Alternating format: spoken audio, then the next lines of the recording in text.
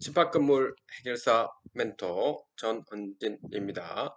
자, 오늘은 여러분들께 그 질문에 대해서 답변을 좀 드리겠습니다. 이번 주에 크게 이렇게 세 가지 질문들이 왔었습니다. 관리업체와 관리단에 대한 분쟁과 생활형 숙박시설에서의 문제점, 그리고 형사 고소 고발 요 사건에 대해서 질문이 왔었는데 구체적인 부분에 대해서 하나씩 한번 살펴보겠습니다. 이곳은 그 관리단이 지금 존재합니다. 관리단이 조직 구성되어 있다는 겁니다. 관리단 자체는 있는 거죠. 관리단이 조직 구성되어져 있고 그 관리업체도 지금 있습니다. 관리업체도 있는 상황에서 이 관리단의 조직 구성되어 있는 거기에 있는 관리위원회와 관리인께서 이 관리업체와 이렇게 서로 간에 분쟁이 발생했다는 겁니다. 서로 간에 분쟁이 발생했고, 그리고 이 그 건물관리 위탁 계약은 지금 현재 아직까지 기한이 지금 도래하지는 않았습니다. 이런 상황에서 소유주분께서 이 관리비를 거의 1년 정도 밀렸다고 합니다. 소유주분께서. 그래서 이제 관리비를 내려고 하고 있습니다. 관리비를 내려고 하고 있는데, 그런데 이 관리단에 있는 관리인과 관리위원회에서 관리비를 이 관리업체에 내지 말라고 하더라는 겁니다. 왜 그러냐면 이 현재 관리업체가 비리가 많아서 따라서 이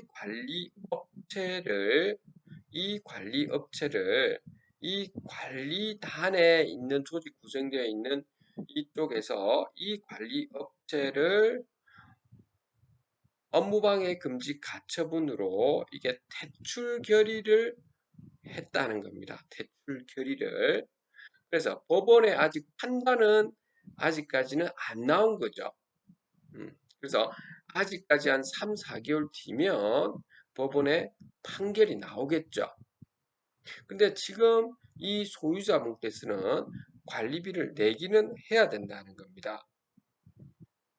그리고 마침 이 관리비를 낼 때 과거의 관리비에 대해서 이 관리업체 또는 이 관리비를 내는 분이 제3자인 분들과 협의를 잘 해서 관리비를 과거에 있는 관리비에서 조금 더 줄일 수 있는 부분이 좀 있었다고 합니다. 자, 그러면 지금 관리비를 내기는 해야 되는데 누구한테 내야 되느냐 하는 겁니다. 지금 안내자니 나중에 연체료가 발생할 것 같고 이런 부분입니다. 아마 여러분들이 이런 경우가 꽤 많이 있을 겁니다. 자, 그렇다면 여러분들 아직까지 이 관리업체와 관리단에 있는 관리인과 관리위원하고는 분쟁이 일어나고 있고 건물관리위임 계약서는 이 관리단에 있는 관리인이나 관리위원회에서 계약을 했던 사항입니다. 원래 했던 사항인데 관리업체가 문제가 있대서 바로 해지 사항이고 이제 소송이 들어갔다 이런 상황인 겁니다. 자, 그러면 판결이 나올 때까지는 어쨌든 간에 이 관리업체가 건물을 보존 관리를 하고 있죠. 하고 있는 상황이고, 그리고 이 건물 보존 관리를 하고 있다 보니 직원 월급이 먼저 나가고, 그 다음에 각종 건물 보존을 위한 전기료부터 상하 수도료, 그 외에 여러분들이 알고 있는 각종 뭐 용역 계약되어 있는 업체들에 대한 용역비 이런 것들이 다 나가게 되는 거죠. 자, 그렇기 때문에 관리비를 누구한테 줘야 되느냐라고 하면 일단은 수납하는 창고가 일단은 관리업체로 되어 있기 때문에 그곳은 그렇게 되어 있답니다. 그러면 현재로는 여러분들 아직까지 요 관리단과 분쟁이 일어나는 상황이지만 지금 돈은 내야 되는 내고자 했습니다. 이분은. 그렇다면 관리비를 누구한테 내는 거죠? 이 관리업체한테 내야 되는 것이 맞습니다. 왜냐하면 여러분들, 왜냐하면은 이 관리비라고 하는 부분 현재 이 관리단에 있는 관리인 관리위원과 관리업체와 분쟁이 일어나고 있는데 아직 판결이 나기 전이죠. 판결 전이라는 겁니다. 판결이 나기 전에는 현재는 아직까지 이 관리업체가 건물 실무적인 그 관리 보존을 하고 있죠. 그렇죠. 그렇기 때문에 우선은 뭘 해야 된다? 판결 전에는 관리업체에다가 이제 납부를 해야 된다는 겁니다. 되겠습니까? 그런데 이제 요 관리단에 있는 관리인과 관리위원들께서 물론 이해는 됩니다. 이 소유주분들께서 관리비를 지금 당장 내지 마라라고 하는 부분은 이해는 된다고요. 왜냐하면 이 관리업체가 비리가 있기 때문에 뇌물로 인해 가지고 오히려 이 관리업체가 자기가 착복을 하고 나중에 이 관리업체가 뭐 이렇게 이 법인을 없앨 수도 있다. 이런 부분도 있을 수는 있습니다. 아마 그런 부분도 있을 수 있을 겁니다. 이 관리단에 있는 관리인이나 관리위원들 입장에서 충분히 우려하는 부분이 이해가 되지만 그렇다 하더라도 있죠. 그렇다 하더라도 우선은 이렇게 진행을 하고 그래서 이 소유주분들은 이쪽에 납부를 하고요. 납부를 하고 차후에 관리단에 이제 업무방해 금지 간투분이나 이렇게 승소를 했을 때 거기에 따른 있죠. 비리가 있었던 부분에 대해서는 별도로 손해배상 청구를 관리단에서 관리업체를 상대로 손해배상 청구뿐만 아니고 그 형사상으로도 이렇게 고소고발이 진행되도록 이렇게 절차는 맞춰줘야 된다라고 하는 겁니다. 두 번째로 그 다음에 이 소유주분께서 또 하시는 말씀이 관리업체한테 그러면 이제 관리비를 주는데 어쨌든 여러모로 이 제3자와 관련 있는 분하고 이렇게 엮어져서 하면 관리비가 좀 줄어들게 되더라라고 하는 겁니다. 관리업체라 이렇게 갔을 때 관리업체도 그렇게 해주기로 돼 있었고 그러면 합의하는 방법은 어떻게 해야 되는 겁니까? 합의서죠. 그러니까 합의서를 반드시 적어야 되겠죠. 합의서에서는 크게 두 가지로 생각하셔야 되는데 실체적인 합의와 그 다음에 두 번째로는 법적인 이제 합의가 지금 이루어져야 된다라고 하는 겁니다. 실체적인 합의라고 하는 것은 예를 들어서 그런 겁니다. 관리비가 1억 원이었는데 한 7천만 원으로 되어 있다고 합니다. 7천만 원으로. 그러면 3천만 원에 대해서는 있죠. 여러분들 더 이상 여기에 대해서는 더 이상 묻지 않겠다라고 하는 거죠. 그런 합의서를 여러분들이 여기 적는 거죠. 그렇죠? 더 이상 충고하지 않는다라고 하는 부분이 딱 합의서에 들어가야 되는 거고요. 법적 합의서는 뭐냐면 법적 합의는 이 부분에 대해서 있죠. 법적으로 있죠. 민형사상 소송이라든지 책임은 지지 않는다라고 하는 겁니다.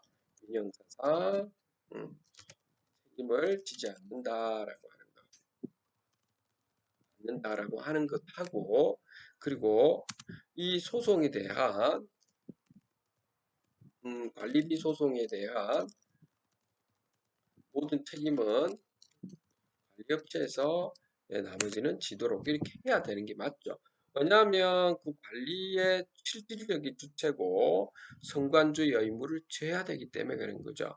그래서 실체적 합의와 법적 합의를 두 가지를 잘 적으셔야 된다라고 하는 겁니다. 그래서 이렇게 해서 합의를 했다고 하면 이 합의서를 적은 걸 바탕으로 해서 있죠. 여러분들 요거는 이게 마지막으로 이 부분은 공정하는 부분은 아니죠. 예, 공정이라고 하는 부분은 여러분들이 알다시피 그 채무가 불이행되었을 때 강제로 집행할 수 있는 이런 그 권한을 가지고자 할 때 공정하는 거고, 요거는 이렇게 돈을 안 줬을 때 강제 집행한다든지 이런 부분이 아니고 이 계약서 자체를 가지고 있죠. 좀 차후에 예, 이것이 실무적으로 정확하게 우리는 계약을 관리업체랑 이게 소유주분 사이에 관계를 정확하게 맺었다라고 하는 거죠.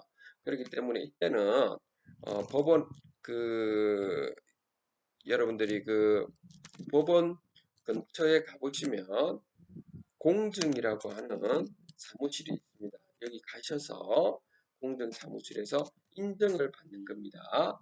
인정을 받으시면 되겠습니다. 이때는 합의서가 여러분들 여러 종류가 있죠. 이제 형사상 같은 경우는 합의 같은 경우는 공정을 받는 게 맞습니다.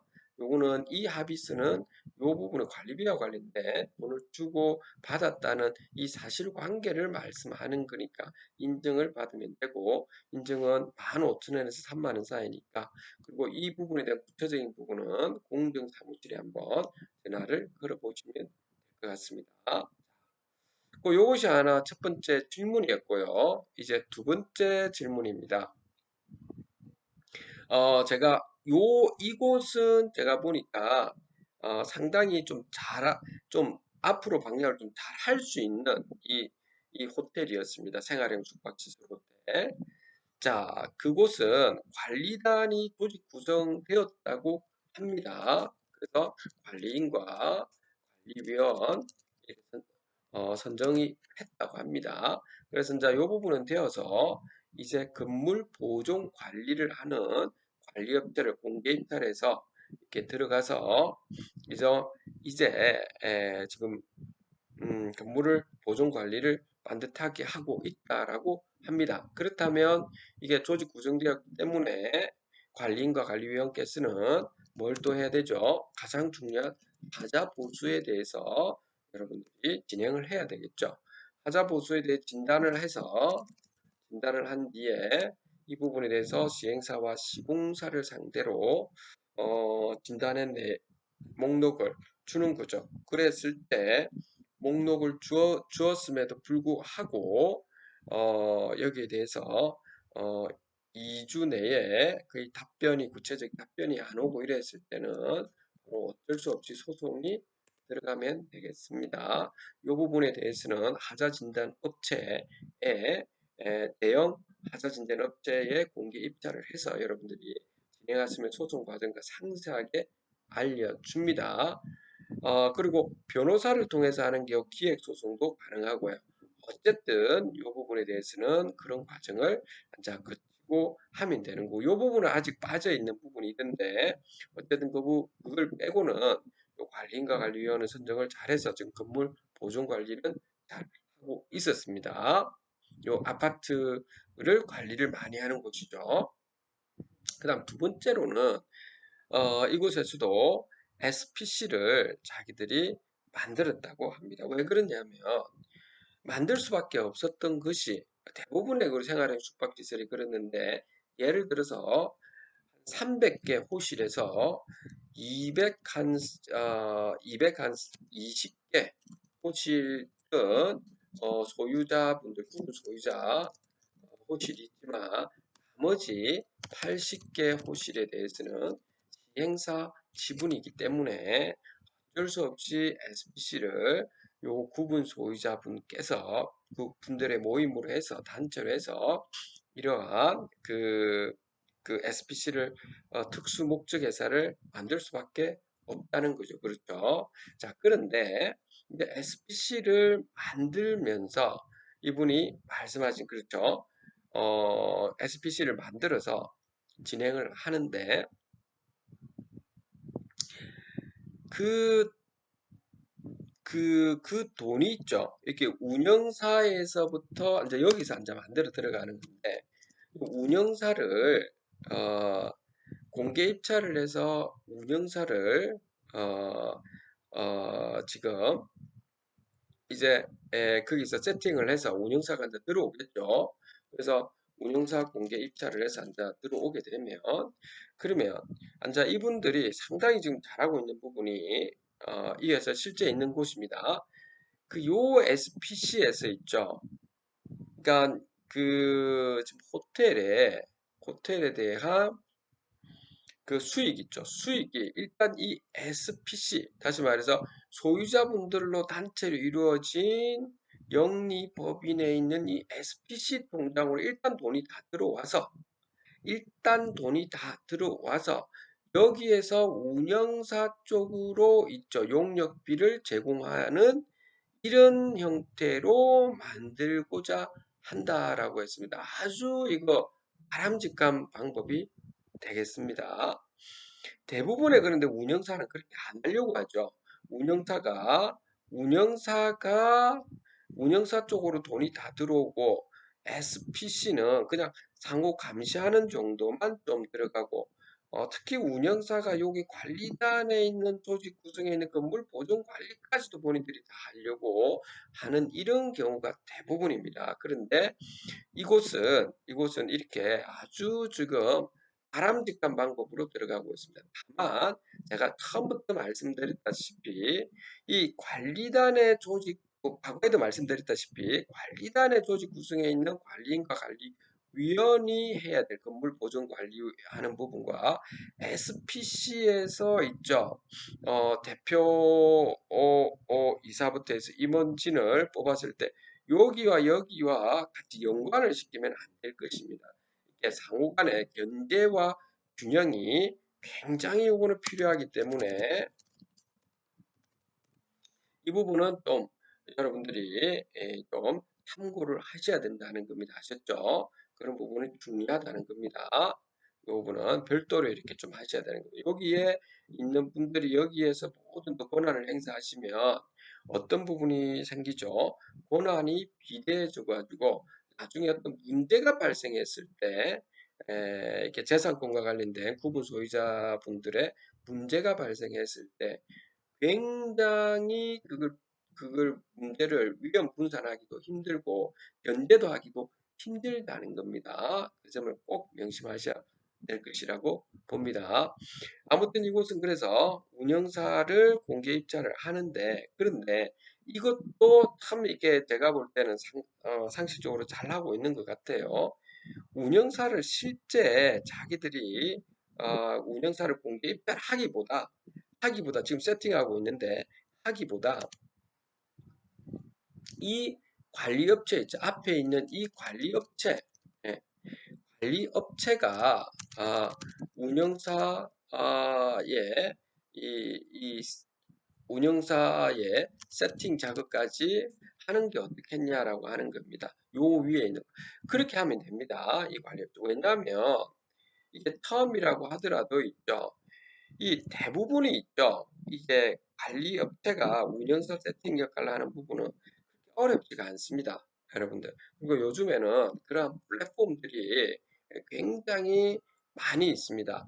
그래서 제가 구체적인 어떤 회사들을 말씀드리기는 그렇지만, 그래서 호텔 뭐 땡땡땡이라는 그러한 플랫폼 회사들이 꽤 있습니다. 그래서 거기서 광고도 다 해주고 거기서 회계나 이런 방법들이 처리해 주는 것이 꽤 있기 때문에 이 방법이 있죠. 이 방법도 상당히 괜찮다는 거, 오히려 소유주분들한테 많이 도움이 된다라고 하는 겁니다. 그리고 이 부분에서 SPCS의 요 임원진들은 그래서 요 그 매출 부분에 대해서 철저하게 감시, 감독을 잘 해야 되는 거죠.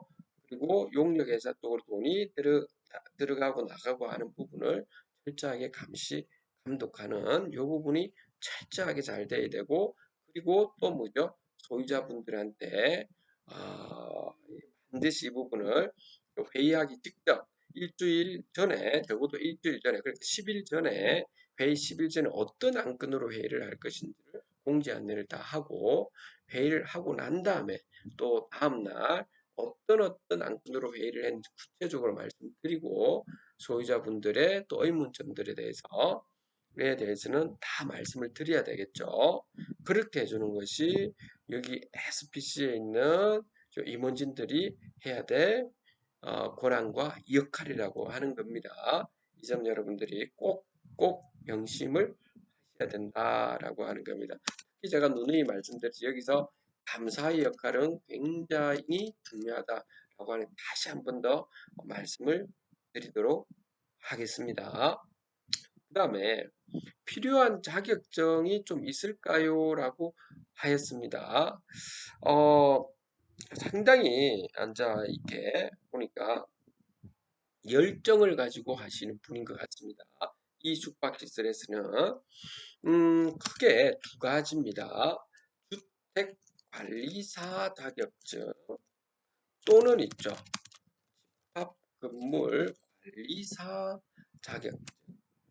그 다음에 호텔 관리사 자격증 한번 요 두 개를 한번 여러분들이 도전해 보면 되겠습니다. 두 번째 관리인과 관리위원이 될 분들에 한해서 특히 관리인이 될 분들은 주택관리사나 집합건물 관리사 자격증이 있으면 좋죠. 물론 여기에 관리사무소에 있는 관리소장님이 알아서 실무적인 부분을 본인이 해야 되는 겁니다. 성관주의 의미로 관리인과 관리위원은 이 관리업체를 감시 감독하는 역할을 하는 것이지 실무적인 일을 하는 것은 아닙니다. 그렇지만 이 주택관리사 자격증이나 집합건물 관리사 자격증이 있으면 이런 실무에서 어떤 부분이 잘못되었고 제대로 하고 있다 하는 부분을 알 수 있다라고 하는 겁니다. 물어보셔가지고 필요한 자격증 뭡니까? 라고 해서 한 겁니다. 그 다음 호텔 관리사 자격증을 가지고 있으면 요 SPC 다시 말해서 호텔 운영과 관련된 전반적인 요 사항에 대해서 알 수 있기 때문에 여기 관련된 임원진들은 호텔 관리사 자격증을 한번 뭐 시간 되시는 분들이 한해서 하시면 좋겠죠. 열정을 가지고 있는 분들이 한해서 말씀을 좀 드린 겁니다. 세 번째, 이제 마지막입니다. 또 한 질문이 뭐 있었냐면, 자, 이게 형사 고소 고발 사건이 이렇게 더러 일어나고 있습니다. 항상 보면 저한테 이런 질문을 많이 오시는데, 명예훼손을 당했다고 하는 겁니다. 그래가지고 뭐 벌금을 100만 원 또는 어떤 곳은 명예훼손을 2층까지 갔는데 그 뭐 2층까지 갔어도 그게 명예훼손 그대로 확정이 돼 버리더라라고 하는 분도 있었고 또 어떤 분들은 명예훼손이 지금 당해서 어떻게 해야 되느냐 하는 분들도 있습니다. 자, 물론 여러분들이 볼 때 그러한 그 시행사 또는 호텔의 그 운영사 또는 관리업체 또는 시행 그런 부분이 문제가 있는 것이 꽤 있을 겁니다. 있을지만 여러분들이 이게 명예훼손이라는 것은 우리가 이게 헌법에 보면 인간의 존엄성과 표현의 자유가 서로 충돌이 하고 있는 겁니다. 그래서 인간의 존엄성, 다시 말해서 그러한 법인이든 자연인이든 간에 그 사람들에 대해서 있죠. 인간에도 존엄을 해줘야 된다는 거고. 근데 여러분들 입장에서 어떻습니까? 저 사람 문제 있다 이렇게 한 거겠죠. 그럼 표현의 자유다 내가 할 수 있는데, 근데 여기서 가장 중요한 것은 사이버 명예훼손이든 그냥 여러분들 일반적인 명예훼손든 간에 뭐 사실의 적시도 중요하지만 사실의 적시를 했냐 아니 사실 적시해도 명예훼손이다 하지만 그보다 더 중요한 것은 여러분들이 그, 그 공익적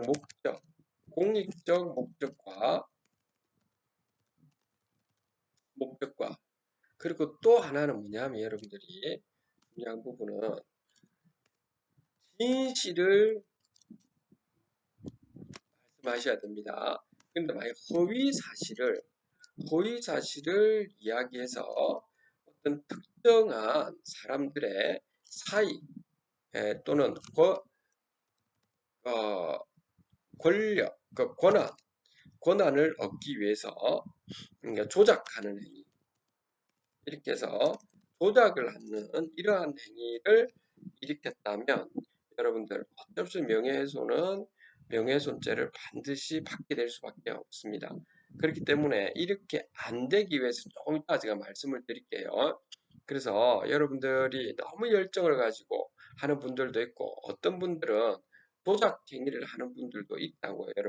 여러분들 말 속에서는 진실이 아닌 것을 거짓을 갖다가 허위사실을 유포함으로 해서 여러분들이 은연중에 사람들한테 본인이 합리적으로 잘 하고 있다라고 이야기를 하는데, 합리라고 하는 것은 이성의 근거를 두고 있죠. 그것은 사실관계를 바탕으로 해서 이성의 논리를 가지고 접근하는 것이 합리임에도 불구하고, 그렇게 하지 않은 부로 인해서 여러분들이 허위사실, 특히 이렇게 해서 여러분들의 합리화를 지킨 거죠. 합리화는 잘못된 거. 그거는 허위사실을 합리화는 이성적이지 않다는 사실관계가 잘못된 거를 여러분들은 진실이라고 믿고 이렇게 간 경우는 조작된 거라고요. 그렇기 때문에 명예훼손을 당할 명예훼손이 될 가능성이 아주 높기 때문에, 인간의 존엄성 차원에서. 그래서 여러분들은 이런 점은 있죠. 하지 않도록 여러분들이 조심하시라는 겁니다. 그러니까 모욕은 단순하게 비방을 목적으로 한 거죠. 여러분들이 비방을 목적으로 그냥 욕을 한다든지 이렇게 했을 때 모욕이 되는 거죠. 이런 것도 여러분들 조심하셔야 되고요. 그 다음에 다음으로 여러분들이 이런 경우도 좀 많은데, 이거 여기에 있는 관리업체와 관리단 분쟁에서 일어나는 상황이 여기에서 일어나는 겁니다. 업무방해, 그렇죠. 업무방해를 좀 많이 하는 경우도 있다라고 하는 겁니다. 그래서 여러분들이 이 업무방해는 결국에 어떤 부분이냐면, 이게 권한과 이게 책임 있죠. 이런, 또는 권한 대신에 권리와 책임, 이렇게 되겠습니다. 그 관리업체가 해야 될 권한이 있을 거고 관리업체가 해야 될 의무가 있을 겁니다. 그래서 그 사람들이 가지고 있는 권한을 침해해서 여러분들이 소유자분들이나 누군가가 행사를 하게 됐을 때는 업무방해가 될 수 있고, 의무를 그, 예를 들어 관리업체나 어떤 시행사나 그런 운영사가 본인들이 선관조의 의무를 해야 되는데 하지 않고 해태한다든지 방해한다든지 함으로 해서 소유자 여러분들에게 있죠. 막심한 관리단의 침해를 일으켰다든지 선거 방해를 한다든지 이렇게 여러 가지가 있죠. 이런 경우는 업무 방해가 될 수 있다는 겁니다. 그러니까 요거는 양날의 칼을 가지고 있다는 거 알겠죠? 권한을 침해도 업무 방해. 그 의무를 제대로 이행하지 않아도 업무 방해가 될 수 있는 부분이 되기 때문에 이 부분은 여러분들이 잘 보셔가지고 들어가셔야 된다라고 하는 겁니다. 그 다음에 업무상 배임도 마찬가지입니다. 이게 권한과 또는 권리와 책임 부분이죠. 이게 양날의 칼을 가지고 있는 거죠. 그래서 이런 부분도 여러분들이 보셔야 되고요. 업무상 횡령도 마찬가지가 되겠습니다. 권한과 결국에 책임 부분입니다. 책임 부분에서 본인이 어떤 타인의 사물을 보면서 있죠.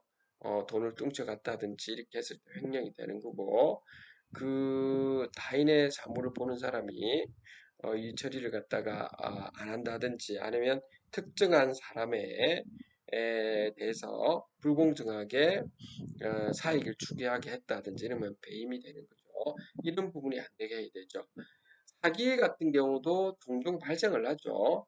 이런 거는 여러분들이 볼 때, 특히 뭐, 어떤 운영사라든지 뭐 이런 곳에서 특히 많이 일어나죠. 처음부터 있죠. 이렇게 재산이 없었는데 재산이 있는 것처럼 해서 있죠. 그렇게 해서 운영사가 재산 있는 것처럼 해서 아주 누구를 많이 알고 이러면서 처음부터 사기를 친 거죠. 들어와서 매달 그 뭐 확정 수익의 한 5%, 6%, 10%를 준다라고 확정하면서 3개월 이상 밀렸을 때는 그 별도로 거기에 따른 그 이행지체금까지도 주겠다라든지 뭐 이런 부분을 했는데, 실제로는 돈을 안 주고 나중에 그 파산을 한다든지 뭐 기업 회생 신청을 한다든지 이랬을 때는 처음부터 없었는데 돈이 이렇게 한 경우는 사기에 속하는 거죠. 처음부터 그 사람들이 뻥튀기를 한 거죠.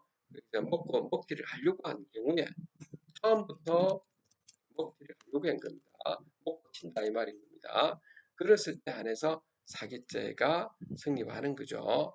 그 대표적인 게 저번에 KBS 시사 기획인가 거기 보니까 음, 시사 직격인가 거기 보니까 있더라고요. 보니까 오징어 뭐 사장님 해가지고 나왔었죠. 유명 그 어떤 정치인들을 상대로 해가지고 사기 행각을 벌였던 거죠. 그렇죠? 자, 그런 거가 대표적인 사기죄가 성립되는 거라고 보셔야 될 것이라고 봅니다. 그러니까 마지막으로 여러분들 그래서 이런 모든 것들이 있죠. 이 세 가지에서 여러분들이 꼭 보셔야 될 부분은 여러분들 개인에게도 그렇고 여러분들 단체 조직에 있는 분들 마찬가지인데 살펴봐야 될 것은 기회는 평등하게 누구한테 다 이렇게 줘야 되고요. 소유자분들, 입점주분들, 뭐 시행사든 관리업체들 기회는 평등하게 과정은 여러분들도 공정하게 들어가야 됩니다. 공정하게 들어가야 된다는 겁니다.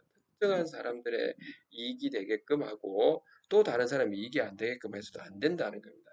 시행사도 소유주의 한 사람이기 때문에 그 시행사에게도 뭐죠? 여러분 관리단 집회하면 다 알려드려야 된다는 겁니다. 그렇게 해야지 소유자 시행사 사람들한테 알려주지 않고 이렇게 하면 안 된다는 겁니다. 집회를 할 때도 그렇고 또한 여러분들 관리단이 이제 소속 구성되었다 하더라도 이 부분에 대해서는 공정하게 시행사한테도 다 알려주고 밴드에 가입하도록 하고 그것도 아직까지 소유자분이니까요.